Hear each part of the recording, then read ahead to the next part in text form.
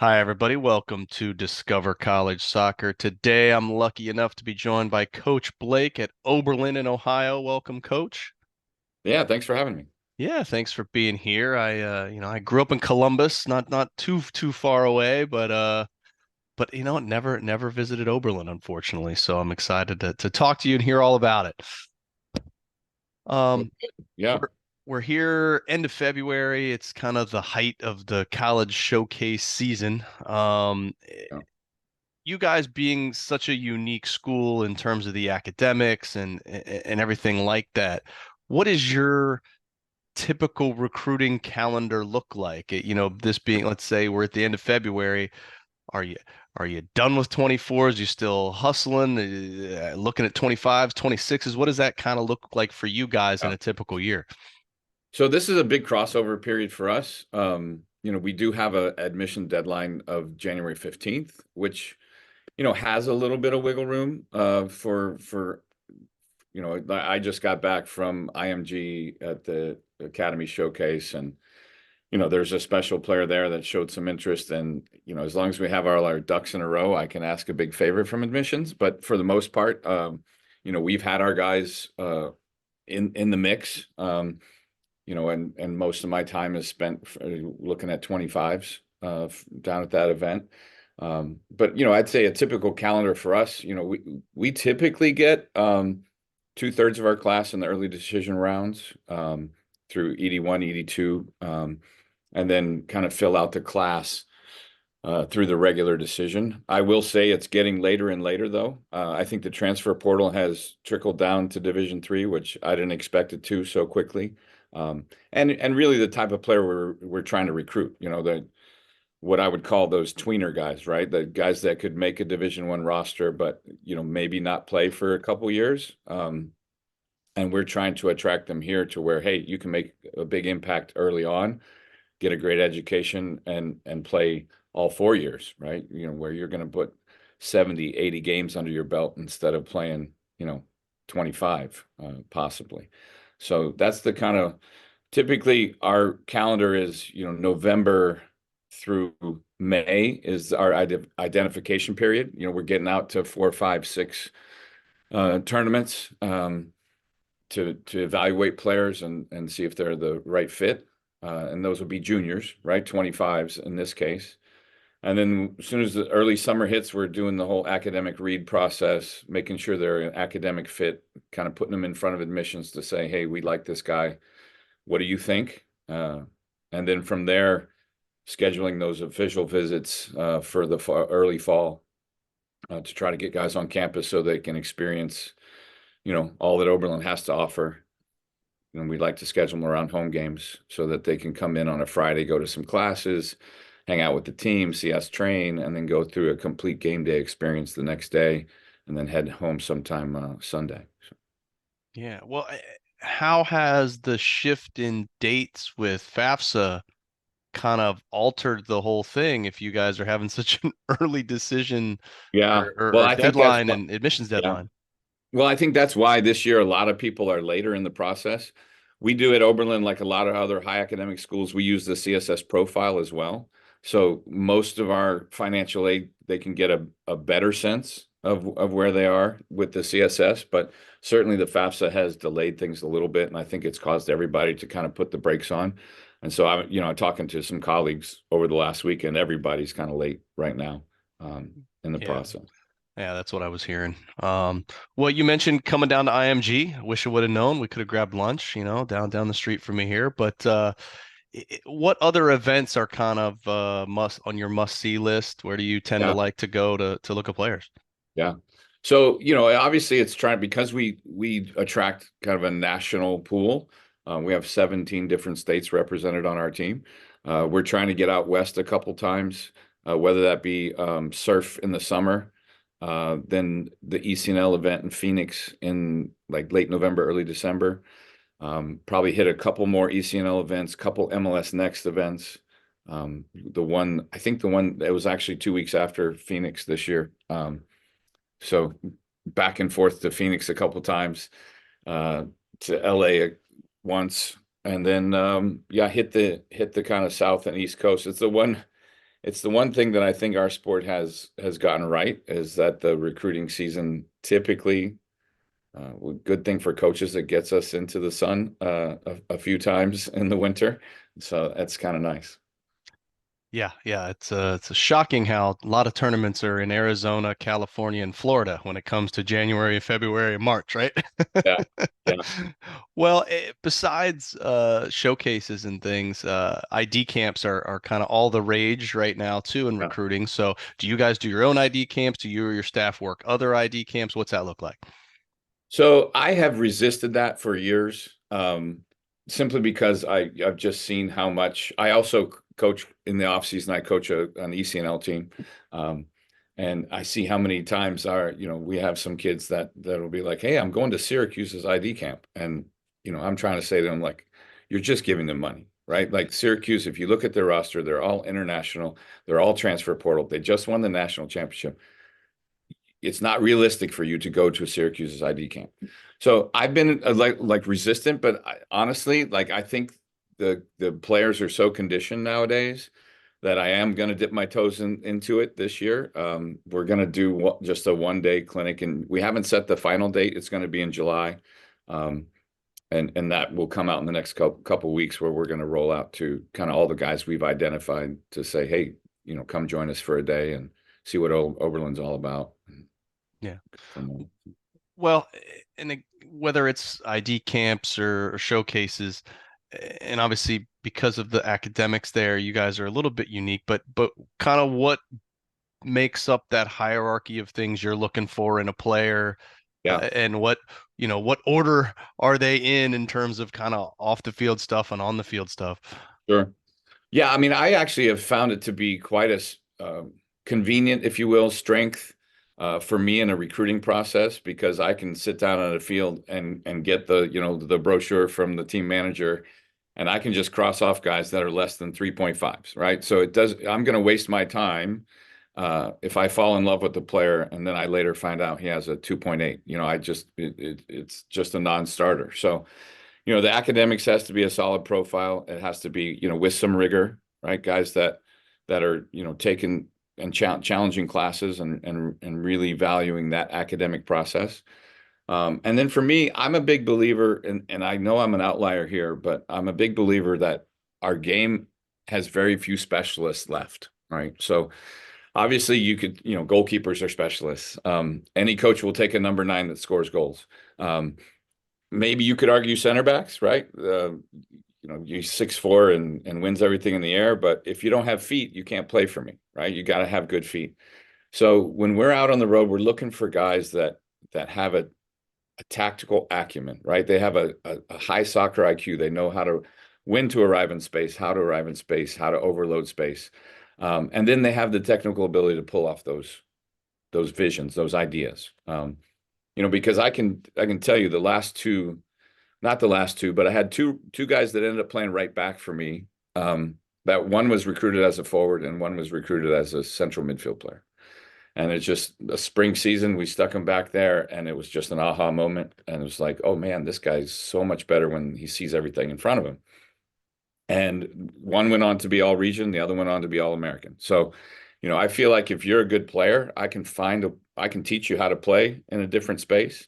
And it's really one thing that I talk a lot about to players, even my own players here, but also guys that I'm recruiting. The more versatile you are, the more conversations you're in, right? So when I'm day before a game or a couple days before a game, and we're talking about a lineup, and if you can only play right back, you're in one conversation. But if you can play 4 different places, now you're in 4 conversations about, hey, do we play him here today? And like this is so that's kind of the process a little bit. Yeah, no, it makes a lot of sense. Well, let's talk a little bit more about the school. You've been there a year or two or Yeah, 24 or 5, but so you've got some good insights here. Tell us some things that you find that are just awesome about the school, maybe some things we wouldn't even know by going through the website. sure. Sure. Yeah, this is the start of year 28 for me, 24 with the men's program or 25 with the men's program. So I've kind of seen it all here. I will say sometimes the thing we fight here at Oberlin is because we are such a fantastic music school conservatory that I think a lot of people see this and they say, "Oh, that's the music school." And I have to remind them that, well, I have 9 doctors that played for me and another 10 in med school, and I've got guys working all over the world in finance and econ and a few lawyers here and there. So I think the thing that's really special about Oberlin is it's a place where learning, it's just a different process. It's okay to say here, there's no stigma attached with asking for help. And so there's a lot of community learning, a lot of group learning. It's not a place that's real grade grabby, like, hey, what did you get on that? And what did you get on that? And I'm better than I have a 3.8. What do you have?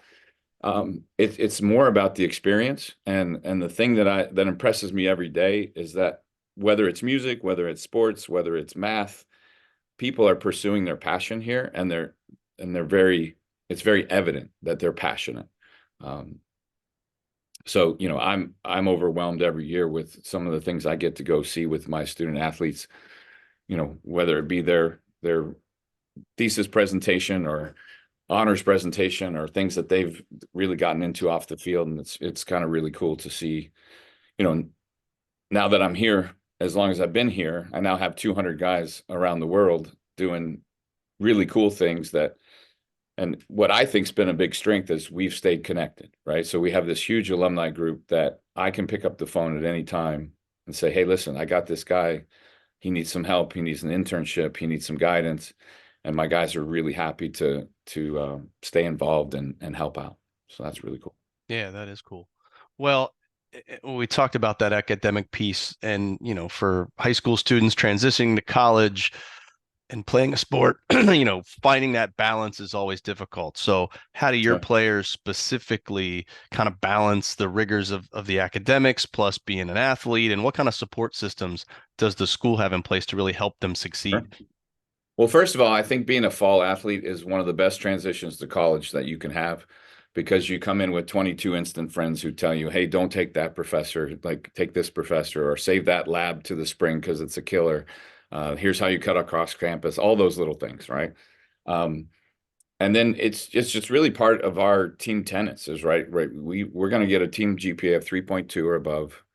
And we've done that for 19 straight years. So the guys know it's important. And I'm a big believer that the best organizations are governed from within. So honestly, like if it gets bad, it's really bad. If it gets to me, it's really bad. And that's only happened a couple times in 28 years. So our guys kind of police themselves a little bit. Somebody's starting not to show up to class because they're sleeping in. Our leaders are making sure they're knocking on the door and making sure they get to class. But we have kind of three systems of support here. One, the professors here at Oberlin are very motivated by their teaching, right? We're not this massive institution where they're paid to research and come out with the next patent and whatever. Research is part of what they do, but their first priority is the students. I always tell people like if you haven't been to a professor's house in 4 years to go to a reception or a dinner or something, then something's going on, right? Something's wrong. They're woven into your life, right? They want to be accessible. Then the second layer is the team itself. You're going to have 3, 4, 5 guys who've been on the track you're going to be on, so they can help you out, right? They can help you with that first year, that Econ 101, right? That weed out class, right? So they're gonna help guide you. And then the last piece, we have a really cool office here called the Office of Student Academic Success. Basically, you walk in the door, say you're struggling, you walk out the door with a tutor with resources with help. And that's been a fantastic addition in the last 7 or 8 years here at Oberlin. That's really helped our student athletes. Great. Well, let's rewind, take it back to October. You're in the heart of the conference schedule. What's a typical week look like for the players in terms of winter classes, meals, practices, game cadence, all that kind of Sure. stuff? Sure. Yeah, we get in the spin cycle, right? The NCAA is never going to like make it longer. They're going to squeeze us in. So, you're Saturday, Wednesday, Saturday, Wednesday, Saturday, Wednesday. Um, so a typical week is, especially as you get a little older, you have a little, more control of your schedule. I have some guys that don't take classes on Tuesday, Thursdays because they want that day to, whether it's just sleep in or, get ahead of some work or just have a day where they're a little less busy. But a typical day is going to be maybe one or two classes in the morning. If you're a science major, you probably might have a lab in the afternoon, maybe an afternoon class. Um, our guys are lifting today at 12:15, so they've got a group lifting at 12:15, a group lifting at 3:30. But during the season, um, we're blessed at Oberlin to have a break in the academic day between 4:20 and 7 p.m. There are no classes that can be offered. And even 7 p.m.s are kind of few and far between, maybe some senior seminars or things like that. So we train every day at 4:45. So we train 4:45 to 6:30. Mondays is our work day, right? It's the one day that I'm not, as a coach, as worried about getting on their legs or putting some mileage on them. Tuesdays is a pre-match practice, right? So a little more tactically involved, a little less on their legs. And then you're going to play Wednesday. Then Thursday's going to be a regen day. Friday, right back into a pre-match practice, right? So you get into that cycle. I'm a big believer that in order to win championships, you've got to have 20 guys that can flat out play because of the way the NCAA has squeezed this in. You've got to squad rotate or you've got to be able to withstand some injury and those kind of things. But I think once you get into the rhythm of it, if you're playing well, it can be okay. Um, and that's we've seen that in the past where we would be able to go on a little run of 8, 10 games with good results. But certainly, sleep and injury kind of prevention, prehab, if you will, is vitally important as well. So, Yeah, absolutely. Well, you mentioned having 20 players that can play. Well, is there a roster size that kind of you find is ideal that you're trying to hit yeah. each year? Yeah, I mean, I think what we found over the years is that 28 is really kind of the magic number, and that's, three goalkeepers, 25 field players. We could probably stretch it to 30 and feel confident between my assistant and myself that we're not going to sacrifice development and players aren't going to get lost. And so that's where we'd like to be. COVID really screwed up our balance. I always prided myself on having a really good balance of, 7, 8, 7, 8. And COVID, we're recovering from that now, right? So we may be a little bigger this coming fall just because we're going to have to bring a big class to kind of get us back to that balance. But yeah, that we feel like we can give guys a good experience as well as development when we keep around that number for sure. Okay. Well, you mentioned you and your assistant, so kind of talk to me about your staff. How big is it? What roles do people play? What other support staff maybe help with the Yeah, team within the athletic department, that kind of thing? sure. Sure. Yeah. So I have Dave Wilson, who's been with me for 15 years as my assistant coach. And then we have a goalkeeping coach and kind of recruiting guy that'll come 2 days a week to work with the goalkeepers throughout the season. Um, and essentially we've gotten to the point where our work is really balanced. Dave is really great with our GPS trackers and getting all that data and sorting through it and making sure we're on top of who's healthy, who's not healthy. And he works with our head trainer who's been with our team for 18 years and she's been great to work with. And then we both kind of share like scouting video. He'll probably watch a little more than I do. He'll probably watch 3 games of an upcoming opponent, and I'll watch maybe one and a half, and then we'll come up with the tactics for the next match. And then we have a great sports information system our director here who's really good about staying on top of the next story, the interesting guy, like all those things. And as you know, with with our Instagram world, it's media days and all that fun stuff. But the guys seem to enjoy it. But we feel like we've got a nice little team here to take care of them. Yeah, it sounds like it. Well, but to train the guns on you now, though, how would you describe kind of your style of coaching, team style of play, and that culture you're trying to implement there? Sure. Sure. I mean, first of all, I consider myself a teacher. I really like to teach the game. I really believe in a certain way to play the game. I am a Pep Guardiola aficionado. Kind of got onto him in 2007 or 8, and have studied and followed everything that he does. It's been a real catch-22 for me because I hated Man City before he got there, and now I have to kind of like them because I just love the way they play. And honestly, I feel a sense of responsibility to the game. I mean, if somebody plays for me, I want them, hopefully one day they're going to coach, right? Whether that be just their 7-year-old kid down the road because they're the dad that played college soccer. If he was a right back and all he knew how to do was lump it in the channel, there's not a whole lot he's going to be able to teach. But if he's understood, how to overload spaces and how to invert a fullback or how those things all work in with consistently within each other. And, I really want our players to understand not only their role, but how that role affects what everybody else is doing.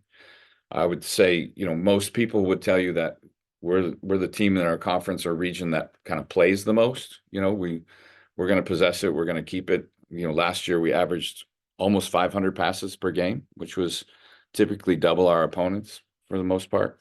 Yeah, so I believe in that way to play. I think certainly it's sometimes hard to play against those other systems, right? It's trying to control tempo. We talk all the time about controlling tempo of the game and not turning it into a track meet. Uh, so that's kind of our style. Okay. Awesome. Well, I appreciate your time and got to leave you with one last question. Sure. As someone who's got many, many seasons of experience, if you could give families, parents, players just one piece of advice about the recruiting process, what would that be? I, you know, I consistently say just be proactive, right? And you can do this on your own, right? You don't have to go spend a ton of money to get a video produced. You don't have to go spend a ton of money to have somebody get your name out. You can do the work and get your name out. And as much as students want to be pursued and loved, right? Coaches want that too, right? So uh, I can't tell you how many emails I erase when I see that BCC at the top, or it's my Mailchimp and it's hey coach. It's show some interest, right? If you really do some research, and it won't take you long, and if you just put in that introductory email, hey, I saw you had a rough season last year, or I saw you guys made it to the conference final, blah, blah, maybe one other thing that just shows me that you've done a little bit of homework and you're really interested in us. And then from there, be proactive and understand, even me as a little old D3 coach, I get 20 emails a day, right? And sometimes that gets through your inbox and you go, oh, I didn't see that one, right? So be proactive, right? So reach out again, say, hey, coach, I reached out a couple weeks ago, and then just keep people updated. And the last piece of advice I would give you is go where you're wanted, right? Go where you're wanted, because I think in this day and age, so many student athletes don't really realize how few opportunities there are at the high level. And they may think they're there, and they could be. But honestly, in the way the men's soccer landscape is, there aren't enough opportunities. And D3 schools have really benefited from that. Um, I have 6, 7 guys that could be on a Division I roster, no problem. But go where you want to, right? If you go to an event and you get emails from D3 coaches, but no D1 coaches, that's telling you something, right? That's telling you they see you at this level. Now, I'm not saying squash your dreams, right? I'm not saying, keep going after them, but also, keep in mind, kind of go where you're wanted. So Couldn't agree more. Well, coach, really appreciate it. Wish you the best of luck in the fall season. If you get down to any more events here in Lakewood Ranch, give me a shout and we can hang out. All right. I will do. Thanks a lot, Matt, for the time. Appreciate Thank, it. thank you.